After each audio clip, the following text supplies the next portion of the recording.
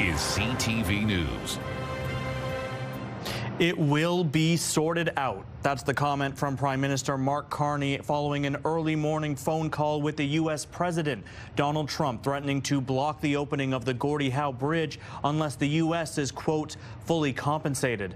Good evening. I'm Sanjay Maru. Thanks for joining us. It's a much anticipated link between two countries, but the Gordie Howe Bridge has now become the center of the latest dispute in the ongoing trade war between the U.S. and Canada. Donald Trump saying America should own half of the crossing, despite the fact it was paid for by Canada and the state of Michigan does have an ownership stake. CTV's Mike LeCouture kicks things off tonight. Canada, of course, paid for the construction of the bridge, over $4 billion. Prime Minister Mark Carney said he laid out that fact to President Donald Trump in an early morning call that he described as positive. He also cleared up Trump's misconception about the construction and ownership of the span. See, there's Canadian steel, Canadian workers, but also U.S. steel, U.S. workers that are involved. This is a great example of cooperation between our countries. Contrary to Trump's claims, the 2017 agreement clearly spells out that the crossing will be publicly owned jointly by Canada and Michigan. Yet Trump's officials insist there are issues. There's a question as to the proceeds of tolls, etc., and so there's going to be a negotiation on that front. The agreement states Canada will collect tolls until it recoups the costs related to construction. After that, they're split between Canada and Michigan. One former ambassador says there's a reason the president gets things so wrong. You've got a bunch of crackpot advisors in the White House who misinform the president, who already likes to have tantrums and lash out. The New York Times is reporting the owner of the older Ambassador Bridge, Matthew Maru, lobbied the Trump administration on the same day the president unleashed his tirade about the Gordie Howe span. The Maroons are the only party that benefits from delaying the bridge. They make a lot more money at the expense of Canadian and American consumers and everyone else. Ontario's premier believes there's an economic argument for the new bridge, which could spill over into the American midterm elections. If, you know, the 13 Congress people, 7 are which Republicans, they start getting hammered by their constituents, watch how quickly they flip. But before that happens, Prime Minister Carney says President Trump asked his ambassador to Canada and Michigan native Pete Hoekstra to continue the conversation and bridge the apparent gap. Mike LeCouture, CTV News, Ottawa. Now, President Trump's claims are striking a nerve with those who served in building the Gordie Howe International Bridge. Construction of the $6.4 billion span created hundreds of trades jobs on both sides of the border. CTV's Robert Lothian has been gathering reaction from those who brought the project to life. Robert, what are you hearing? Yeah, Sanjay, a union leader that I spoke with says the president's comments downplay the impact of workers from both Canada as well as the U.S. Rob Petroni of LIUNA 625 says the project changed the lives for many young trades workers who without this may not have even had an opportunity in the field. Nothing was procured from the United States, no steel, not true. From our standpoint, LIUNA members, men and women on both sides of the border, we're an international union, proudly built that. Petroni says the president's remarks are now just another blip in the timeline of the Gordie Howe Bridge project. More than 1 million work hours, he adds, were created in both countries through the bridge's construction. Trump also claimed the project used, quote, virtually no U.S. content. Ontario officials counter that, however, saying at least 25% of the steel and concrete used in the bridge is American. So the question now is, does the president have the power to trump the bridge project this late in the game? We went to a political science professor to find out. It would be difficult, but what he's done in many cases is sort of use emergency authority. And I think that would probably be the way that he would do it here, like declare some kind of emergency and not allow the border crossing to be open. He's allowed to do that kind of thing. I think it would be difficult in relation to local and other national figures sort of not wanting that to happen and really questioning, what's the emergency that would allow you or prompt you to close this bridge that has been in the works for a long time and is almost done. Now, caught up in the news cycle, we did learn a bit of positive news today. A new development in a document issued by the Windsor-Detroit Bridge Authority. Officials confirming major construction is now complete. So despite coming at a tumultuous time, there is perhaps reason to still be optimistic about the project. Sanjay. Yeah, Robert, a major milestone there. Thank you. CTV's Robert Lothian reporting for us in studio tonight. Now, these threats from the U.S. president have been creating major headaches for trucking companies and the local cycling and tourism communities. Here's CTV's Bob Belichico. We just need someone to cut the ribbon and open the bridge. Simple, but not anymore. Well, there's no end to the surprises in announcements that come from across the border, right? Many from both sides of the border anxiously await the opening of the Gordie Howe International Bridge. The excitement was curtailed last night after U.S. President Donald Trump threatened to delay the opening. At first, I was, a little bit upset, and then I realized, it didn't seem like the facts were lining up. So I believe it's just another distraction. Abe Fair, owner of Unifab in Leamington, is one of many companies with a truck fleet that looks forward to the benefits of having a second bridge crossing. I can't say I'm worried.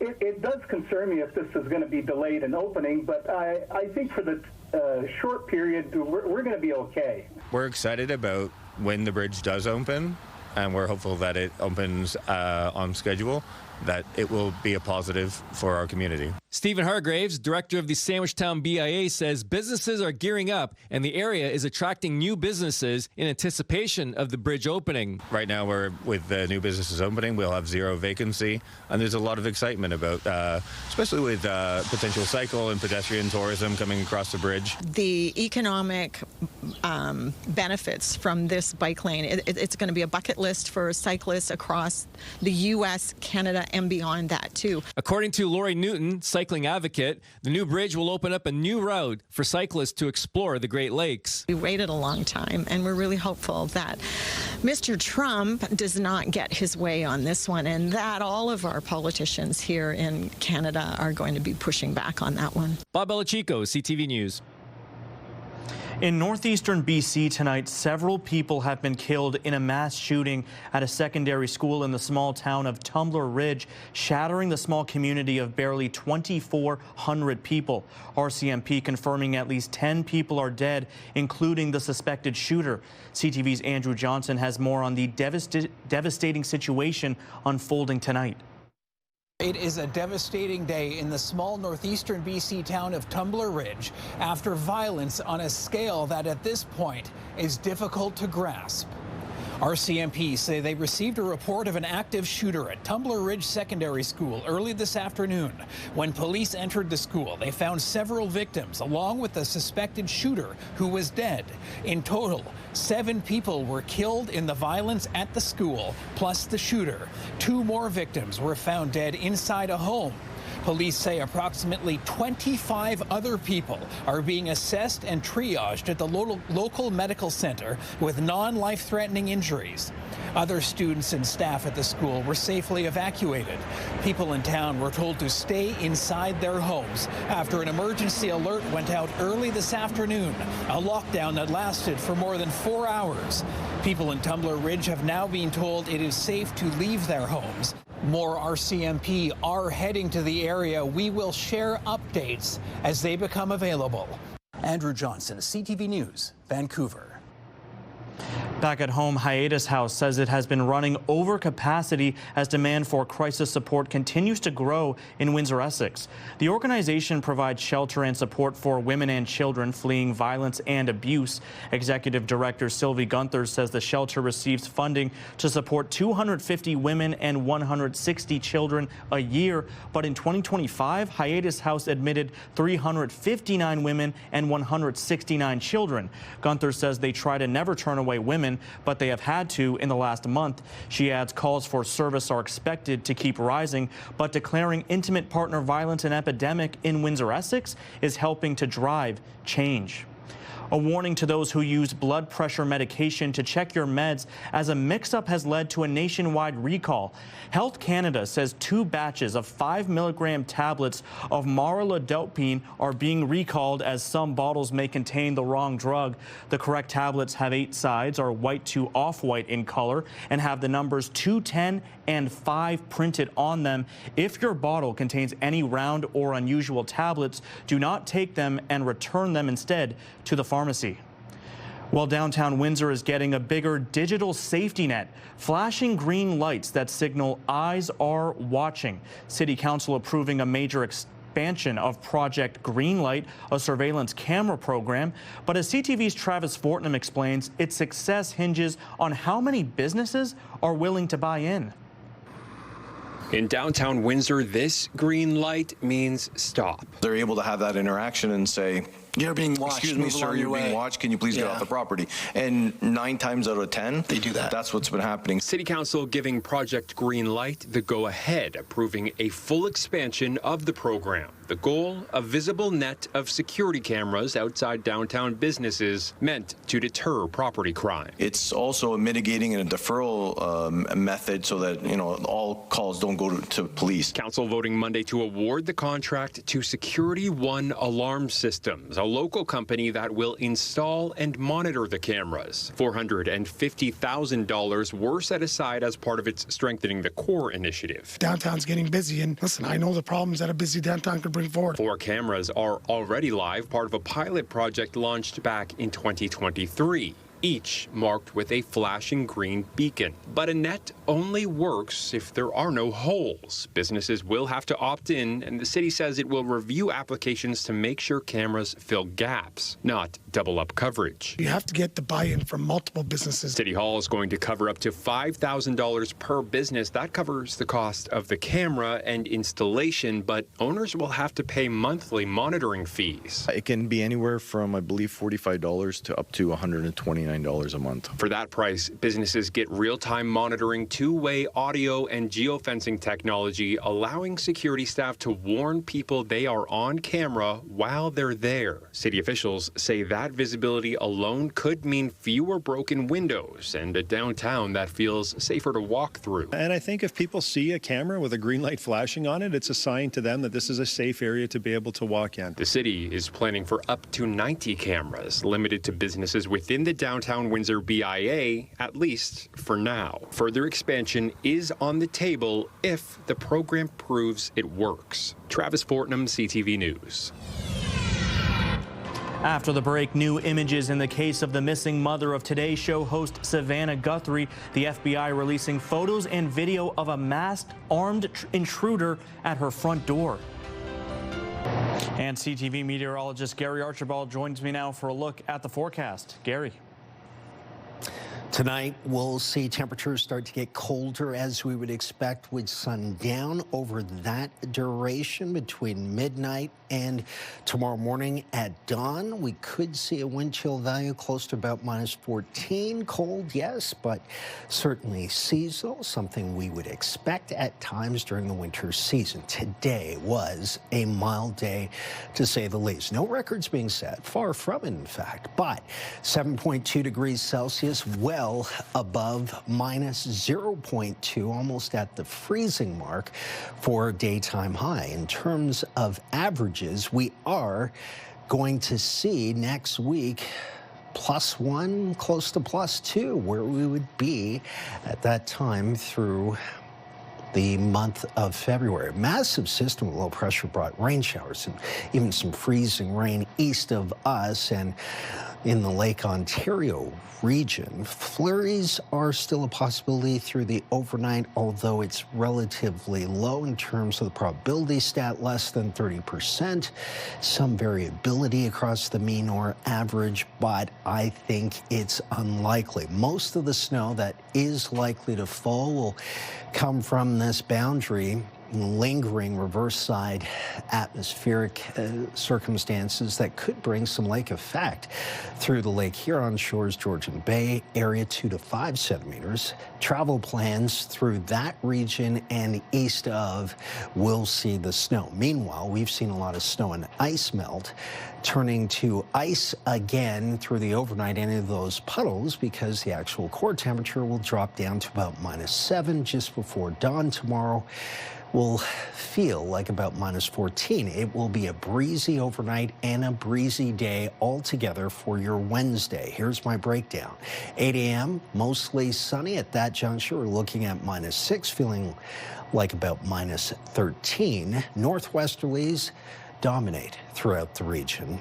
Sustained winds around 20 through the morning, midday, afternoon, and early evening with gusts in the 30 to 40 range will make the morning at least feel like the mid-minus teens. The afternoon, look at this, a high of 0 degrees, slightly above seasonal. Then we'll see some more sunshine Thursday, Friday, and Saturday. At this juncture, we'll be warming up for the weekend. Tomorrow's high 0, then -1. +1, +3, and all pluses. Sunday, 3, and then followed by 3 and 5. The trend is upward. Warmer temperatures above seasonal as we head towards the middle of next week. Sanjay? Some beautiful weather there, which you can enjoy by spending some time along the Windsor-Detroit riverfront. And speaking of Detroit, how do our neighbors in the Motor City feel about all of the uncertainty surrounding their president's threat to block the opening of the Gordie Howe Bridge? We made a visit across the border to find out. I don't think he has the power to do so. That's just my opinion.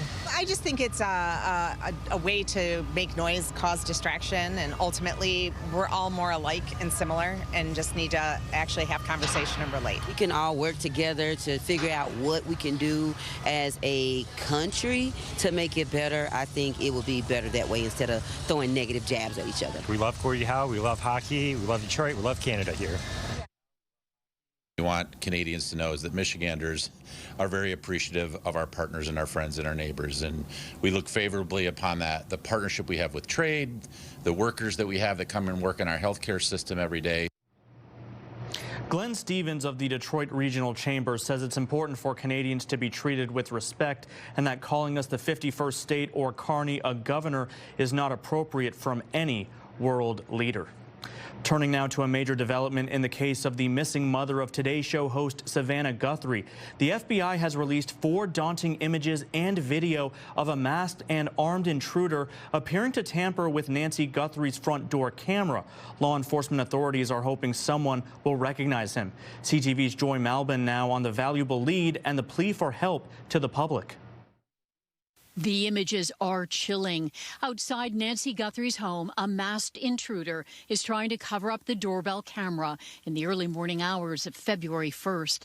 The person is wearing a ski mask and black gloves, carrying a backpack and tools, wearing a weapon in his belt. FBI Director Kash Patel says the images show an armed individual appearing to have tampered with the camera at Nancy Guthrie's front door the morning of her disappearance. The doorbell camera was removed, but police were able to recover this key digital evidence. Even though these cameras might have been disconnected, they're always recording and uploading most likely images and video to the cloud. And through digital forensics, it seems that they were able to recover video. It's the break investigators needed in their agonizing search for the elderly mom. Heartbreaking messages from the family have gone from hopeful to desperate, pleading for the public's help. If you see anything, you hear anything, if there's anything at all that seems strange to you, that you report to law enforcement. We are at an hour of desperation, and we need your help. The FBI also put up missing persons billboards in dozens of cities. Guthrie was dropped off at her home near Tucson the night of January 31st and reported missing the next day. The Guthrie family believes their mother is still out there. Ransom notes sent to media outlets demanded $6 million in cryptocurrency. But as the deadline passed, some question if the notes were even real. The remarkable video released today is the biggest clue yet in this case that has gripped America. Joy Melvin, CTV News, Washington.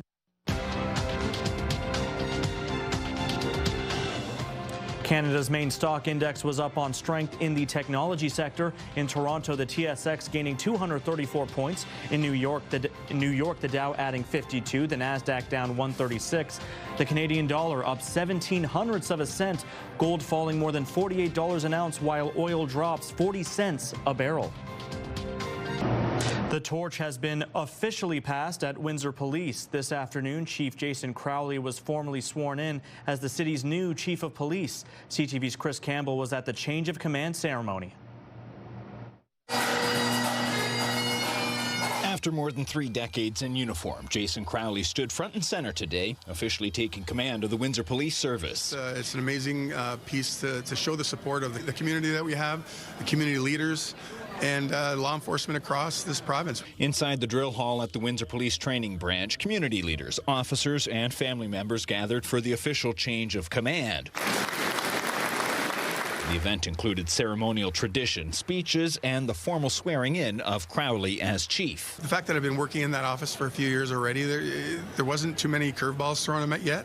I'm sure they're coming, but right now, no, things are just been nice to get the wheels turning on the car, and yeah, we're starting to get things done. He took over the role in November from now retired Chief Jason Belair. Crowley started his 30-plus year career as a frontline officer. Yeah, the priorities don't change. I mean, we're talking about core functions of policing, we're talking about helping the vulnerable community, and we're talking about helping our members overall. I mean, law enforcement leaders from across the region, including Detroit, say the appointment underscores a commitment to continuity and experience at a time when policing faces growing challenges, from mental health calls to recruitment. Chief Crowley, I wish him the best. I mean, he's been here. You all know him. He's been an excellent partner over the years, and I just look forward to the continued relationship. And you know that in the city of Detroit, you have a friend with the Detroit Police Department and Chief Bedison. Crowley has already laid out priorities that include strengthening community partnerships, investing in technology, and supporting officer wellness. They're challenging times right now, but the community of Windsor, the community of Amherstburg,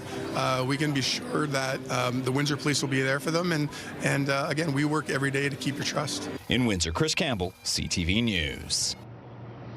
And in Chatham-Kent, council there is taking a closer look at how harm reduction services are being delivered to those living in the city's transitional cabins. North Kent Councillor Rhonda Jubenville is asking for a review of services offered at Pathways on Park and how those services are affecting the surrounding neighborhood. Harm reduction programs and supplies include clean needle distribution, needle drop-off locations, and education around safe substance use. This according to the local public health unit. Medical Officer of Health Dr. Shankar Nasathuri says those services play a key role in helping people struggling with addiction. Council voted 15-1 to refer the matter to the Board of Health. Bringing the discussion around community safety is really important. I think everyone wants the same thing in the community. They want people to be safe. They want communities to be safe. And when we talk about harm reduction, it is about community safety. Well, hockey fans in Milan are finding themselves with awfully late bedtimes. Many of the games starting at 9 p.m. local time and running until almost midnight. It's a choice from the IOC to try to hit maximum audiences. CTV's Garrett Barry reports. Nearly midnight in Milan, and these fans are hardly winding down, even after a disappointing result to the match that so many were waiting for. We already realized that we're not going to be getting home till like 1 o'clock in the morning, maybe later after all these Canadian games. And we've been like getting our jet lag systems down, getting our rhythms in place. We adjusted to the time zone based on the hockey thing. So I'm figuring like sleep late, stay up late, and just go with it. Canada and the United States, the renewed rivalry tonight, delivered one of the most decisive losses in Canadian Olympic hockey history. And as the Canadian women played without captain and leader Marie-Philippe Poulin in that 5-0 loss, they were also making other adjustments to push through a string of late start times. Especially my roommates, they're probably going to bed usually a little bit earlier than 11:30, but when you know that you're going to be on the ice till that time, you don't really want your body to get into that rhythm. Many events in Milan are starting well after dark. It's not unusual for action to begin at 8, 9, even 10 p.m. The IOC says it's a perennial question at all Olympic Games, when to start competitions to make sure they can hit TV sets around the world live at the best possible times. In the end, it works for spreading the message and spreading Olympism and people to enjoy the excitement of the sport around the world. So we would say it's something that is worth doing and worth considering. Tonight's loss wraps up a run of 3 games in 4 nights for the Canadian women, and twice during that stretch they didn't get off of the ice until 11:30 at night. They'll get a day off tomorrow, but are back in action here in Milan on Thursday afternoon. Garrett Berry, CTV News, Milan.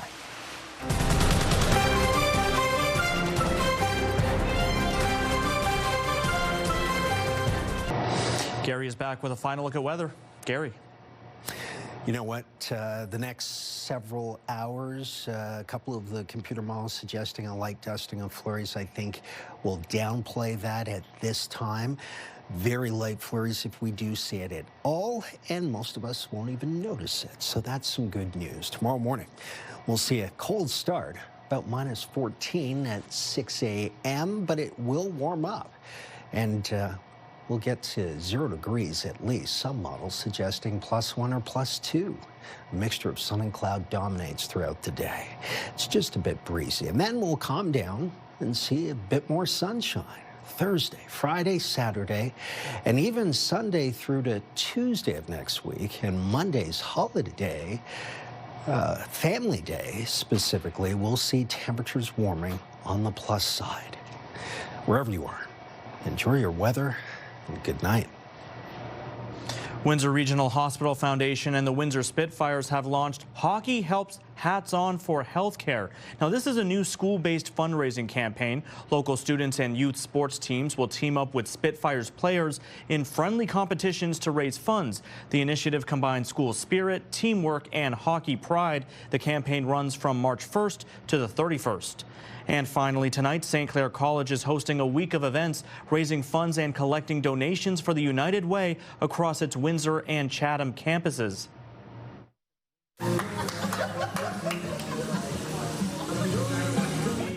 How cool is this? Students and staff can pie your professor. Other activities include cookie and chili sales and even scoring points during the Saints men's basketball game to raise money. Funds again support United Way initiatives that tackle education gaps and food insecurity, including the On Track On Campus program, which helps students from disadvantaged backgrounds.